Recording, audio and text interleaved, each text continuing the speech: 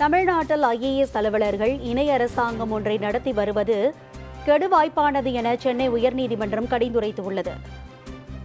எழுத்தாளர்களுக்கான கனவு இல்லம் திட்டத்தின் கீழ் வீடு ஒதுக்கீட்டை நீக்கம் செய்ததை எதிர்த்து கவிஞர் வைரமுத்து சென்னை உயர்நீதிமன்றத்தில் வழக்கு தொடுத்திருந்தார். இந்த வழக்கு நீதிபதி ஆனந்த் வெங்கடேஷ் முன்பு இன்று விசாரணைக்கு வந்தது.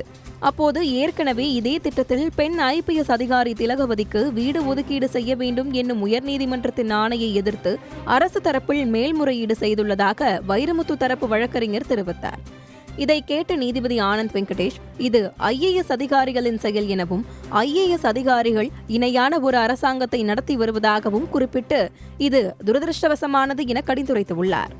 எழுத்தாளர்களுக்கு வீடு ஒதுக்கீடு செய்தது என்பது உணர்வு பூர்வமான விஷயம் என கூறி இது IAS அதிகாரிகளுக்கு தெரியாது, அவர்கள் அதிகார துணியிலேயே செயல்படுவார்கள் என கடிந்துரைத்தார்.